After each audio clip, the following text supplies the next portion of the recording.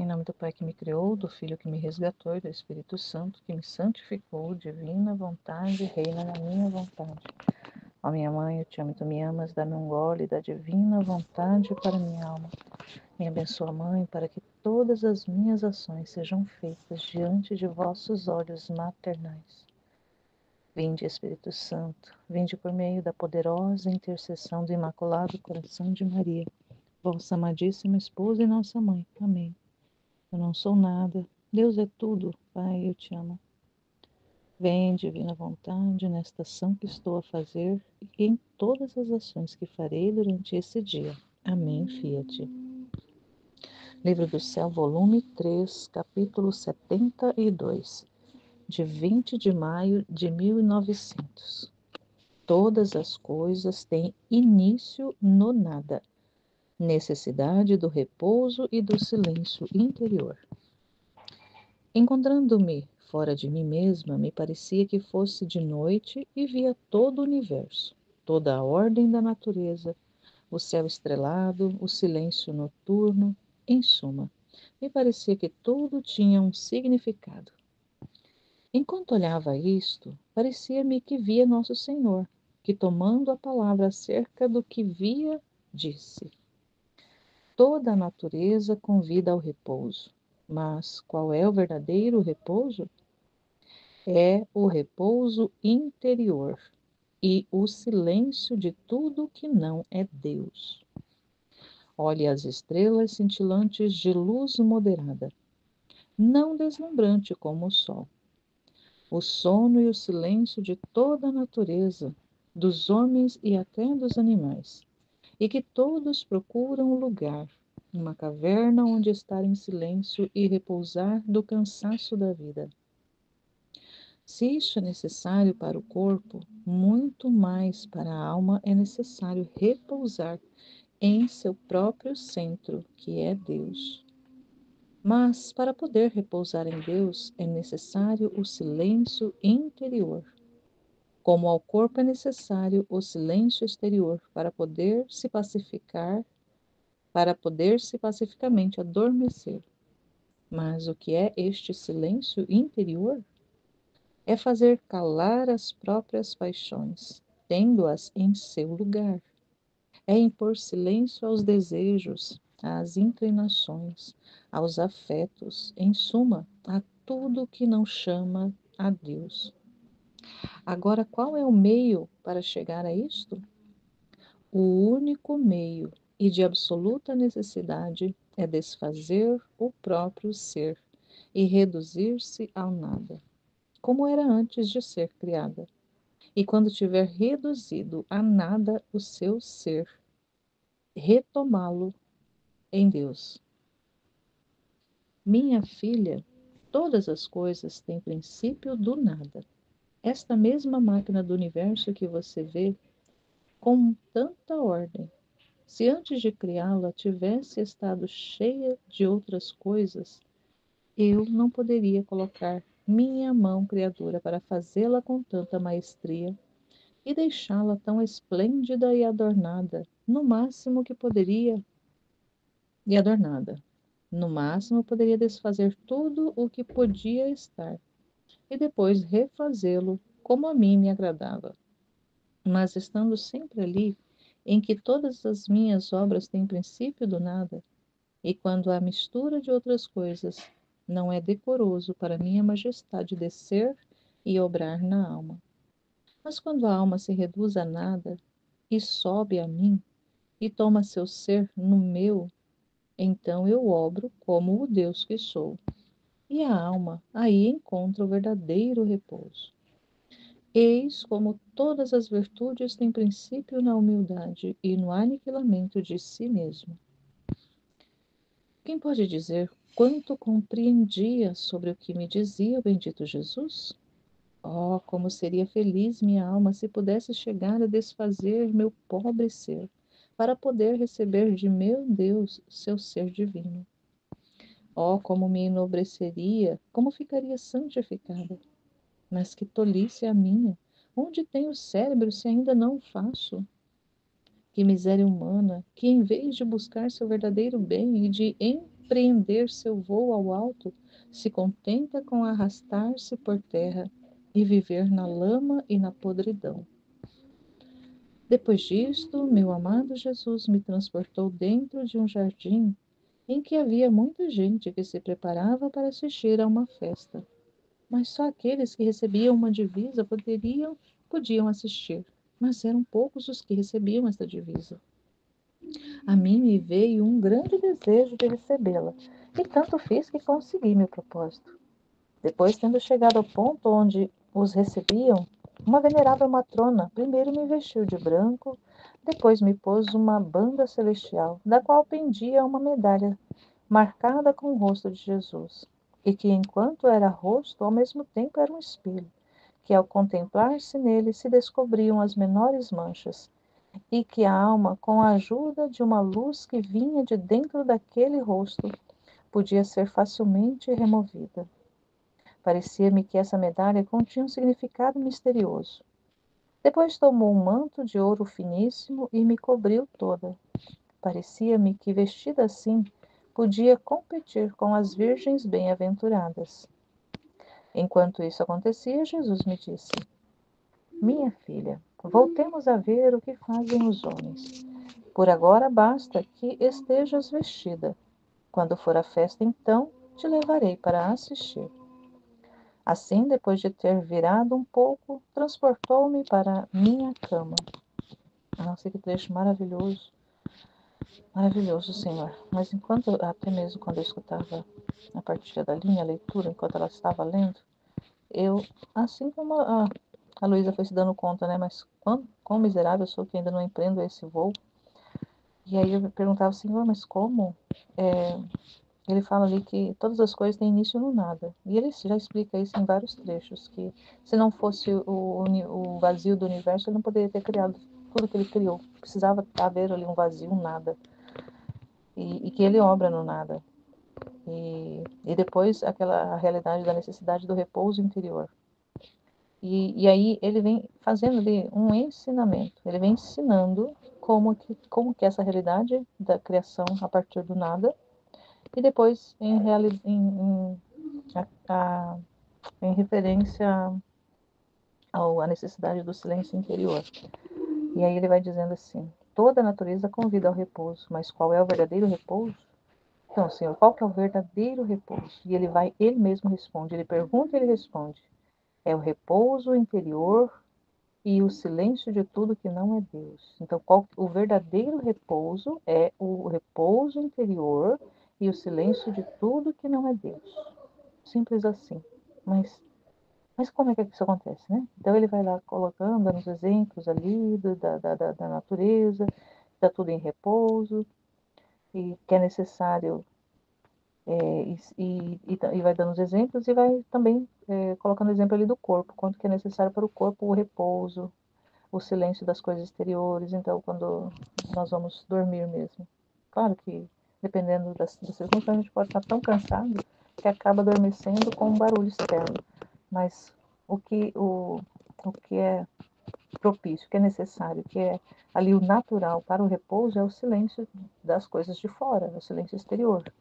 Então, normalmente, à noite, as coisas são mais silenciosas para proporcionar, inclusive, o sono.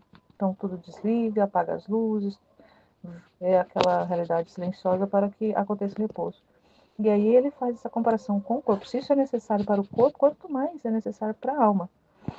Mas para poder acontecer esse repouso da alma, ele vai também aqui falar. Mas para poder repousar em Deus é necessário o silêncio interior. Então, se para o corpo é necessário o silêncio exterior, naturalmente é essa que é a realidade do repouso, do silêncio exterior, para que o corpo repouse, para que a alma também repouse, e aí é necessário o silêncio interior. Para repousar em Deus é necessário esse silêncio interior. E aí ele também vai perguntando para responder, mas o que é esse silêncio interior? O que é esse silêncio interior? E ele mesmo responde: é fazer calar as próprias paixões, tendo-as em seu lugar. É impor silêncio aos desejos, às inclinações, aos afetos, em suma tudo que não chama Deus. Então tudo aquilo que não chama Deus é necessário calar, é necessário pôr ali para silenciar, silenciar. Então, muitas vezes a nossa mente ela é muito turbulenta, ela é muito barulhenta, ela é muito conversadora. Mas enquanto a nossa mente está muito conversadora ali, aquela mente que é até falado, uma mente nervosa, uma mente barulhenta, uma mente agitada que não cessa, enquanto a mente está assim, as paixões estão em atividade, os afetos estão em atividade, os desejos estão em atividade, tudo ali está em atividade. Mas quando a alma está nessa realidade, de estar em plena atividade, por realidades humanas, ela está fora de Deus, ela não está ali em direção a Deus, não está chamando Deus. Então, tudo isso não chama Deus. Então, se nós estamos vivendo uma realidade que não está chamando a Deus, é só barulho mesmo. Então, é necessário que a gente, a partir do conhecimento, a gente tome consciência desse silêncio, calar as paixões, calar as vozes da mente, aquelas conversas, muitas vezes, que são conversas da nossa mente, fica ali conversando por questões diversas, fica ali conversando, mas muitas dessas coisas não levam para Deus, só levam para o humano cada vez mais. E vai dando voz e vez para as paixões, para os desejos, para os afetos, para as inclinações, para toda aquela realidade que é terrena. E vai tirando a alma desse silêncio, desse repouso. Então, quanto que é importante a gente observar como é que está o nosso pensamento está chamando Deus, o nosso batimento cardíaco, o nosso sentimento está chamando Deus, os nossos desejos, nossos afetos estão chamando Deus. Então, se não estiver, então é preciso calar tudo isso, calar, calar. E aí eu ficava pensando, mas como que a gente cala? Como que a gente cala, né? Vamos mais um pouquinho aqui para frente, né? Para ver o Senhor falando, e depois eu vou ver aqui, buscar ver se há mais algum alimento. E aí ele vai responder, ó, o único meio de absoluta necessidade é desfazer o próprio ser e reduzir ao nada, como era antes de ser criado. Então, se desfazer, ali, ter essa consciência, eu não sou nada, eu sou um vazio para que Deus obre, desfazer-se, aniquilar-se, ter essa consciência plena do nada e da necessidade que tem de Deus. Mas como que a gente vai fazer isso, Jesus? Minha filha, todas as coisas têm seu princípio no nada. Esta mesma máquina do universo que você vê com tanta ordem, se antes de criá-la tivesse estado cheia de outras coisas, eu não poderia colocar minha mão criadora para fazê-lo. Ele vai explicar aqui as realidades do nada, quanto é necessário. Mas vamos lá ver mais um pouquinho mais para frente aqui, ó.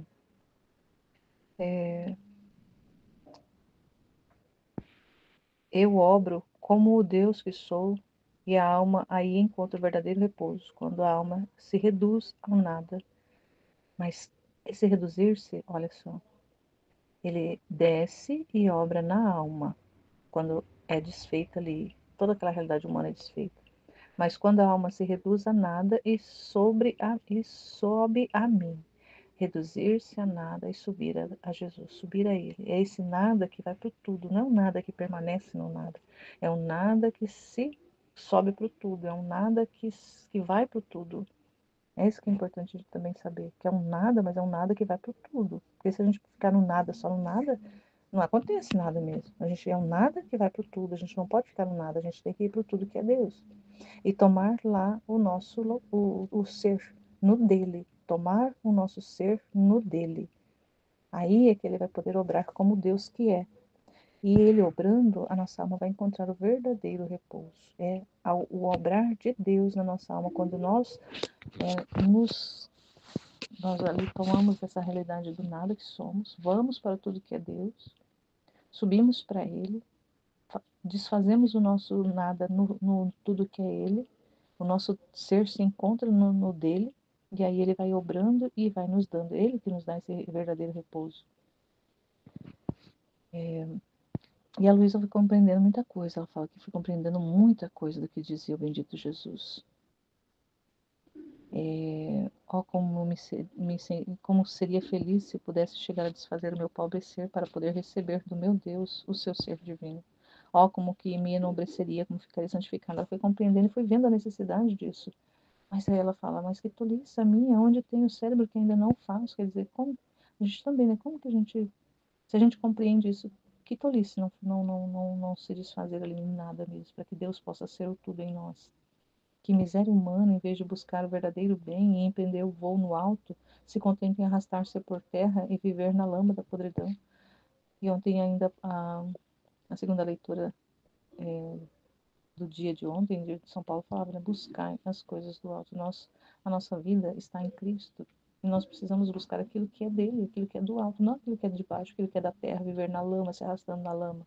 Mas precisamos empreender esse voo para o alto e não se contentar em viver com as coisas de baixo, não se contentar em viver com o barulho do mundo, não se contentar com as vozes que ficam na nossa cabeça o tempo todo, nos deixando cada vez mais doentes, nos deixando a gente cada vez mais miserável, deixando a gente cada vez mais cheio de coisas, cheio de bagulho, todo cheio de tranqueira, cheio de entulho dentro da nossa alma, por causa desses barulhos. Então a gente precisa aquietar, silenciar e empreender esse voo para Deus, se desfazendo do nada. Eu não sou nada, Senhor, como eu preciso do Senhor, como eu preciso do Senhor. E empreende nessa realidade da consciência de saber que não somos nada. A gente vai se desfazendo e calando essas vozes, calando as paixões, calando o barulho todo, calando todo esse exterior e vai empreendendo esse voo para Deus. Mas isso não significa que nós estaremos entrando no quietismo, não tem nada a ver com quietismo. É uma atividade mesmo, uma atividade de desfazer-se e prender voo para Deus, mas não é quietismo, é consciência do bem que é Deus.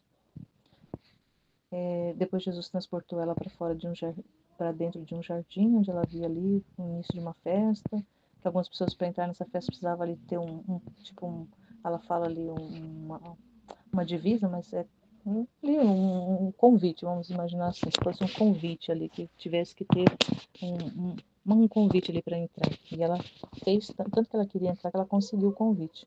E ela foi vestida ali, foi preparada para essa festa, recebeu ali um manto, uma veste de ouro puro ali, ficou toda bonita. Depois ela viu ali um espelho ali, como se ela pudesse se ver em Jesus e tudo mais.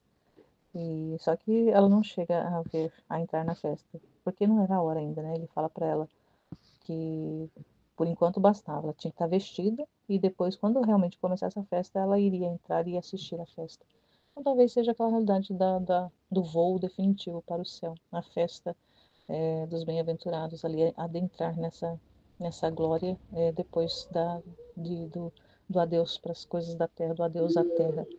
Só que essa vestimenta nela já pode ali ser esse sinal. Essa vestimenta nós já podemos estar aqui, já na terra, vestindo essa vestimenta, que é se revestindo das coisas de Deus, se revestindo de Deus aqui na terra já, para que quando chegar o momento de começar a festa, ou seja, a festa começa quando a gente entra nela.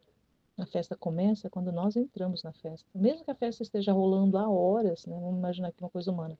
Mesmo que uma festa esteja rolando há horas, para nós ela só vai começar quando a gente chega lá. Então, assim também lá no céu. Se lá já há séculos que existem almas bem-aventuradas na festa, participando da festa, gozando dessa festa que é a festa da visão beatífica, para nós ela só vai começar quando chegar a nossa hora, a hora da gente deixar aqui e passar para lá, deixar o tempo e passar para a eternidade. Só que a vestimenta que eu compreendi assim, a vestimenta que a Luísa foi recebendo ali, e ela não entrou na festa, ela já foi sendo preparada já aqui. Ela já foi sendo preparada. E nós também podemos irmos já sendo preparados para a festa definitiva já aqui na Terra. Ou seja, todos nós temos um convite. O convite. Jesus alcançou para nós esse convite na redenção. Alcançou-nos a salvação. E todos nós temos o convite para adentrar na festa, para adentrar no castelo, para adentrar no ambiente ali de estar com o dono da festa, do rei. Todos nós temos o convite, mas como é que a gente vai estar se preparando para essa festa? Que veste nós vamos estar usando para adentrar nessa festa? Aí me lembra aquela passagem das núpcias, que o Senhor chamou muitas pessoas para ir para as festas lá, para a festa das núpcias do Cordeiro lá, e muitos deram desculpa, eu preciso fazer isso, eu preciso fazer aquilo, e deram desculpa para não ir na festa. Aí ele mandou lá o servo ir em todo quanto é lugar, nas esquinas, em tudo quanto é lugar, e pegar tudo quanto fosse tipo de gente e trazer para a festa. Ele iria comemorar essa festa, mesmo que os principais convidados não viessem. Ele estendeu o convite para todos. Poderíamos meditar muito a respeito disso, mas eu não quero, eu quero me prender a uma realidade quando ele olha para um dos que estão lá na festa, lá ele está todo maltrapilho, sujo, não está vestido não está com a vestimenta adequada para a festa. E aí ele fala: o que que você está fazendo aqui com essa vestimenta? Ele, né, não se importou, ele simplesmente, a festa estava lá, ele entrou, mas ele é como se fosse um intruso, porque ele não se preparou, ele não estava vestido adequadamente. E aí ele manda expulsar e manda jogar lá para fora. Então, assim também nós, para entrar na festa, precisamos estar preparados, precisamos estar com as vestes adequadas. E essas vestes são a própria vida de Deus sendo em nós. Essa é a realidade que ele fala do calar as coisas externas e se preencher de Deus. Se revestir de Deus, ainda aqui na terra. Os nossos atos aqui, nesse desfazimento do nosso nada, nessa consciência de que a gente não é nada, a gente se coloca para que Deus obre em nós e Ele é que vai nos revestindo das vestes adequadas para nós adentrarmos na festa definitiva. É Ele que vai adornar a nossa alma. É Ele que vai obrar na nossa alma. É Ele que vai preparar a nossa alma. Só que a gente precisa dar esse esse espaço. E como que a gente dá esse espaço dele obrar? A gente se esvazia de nós mesmos.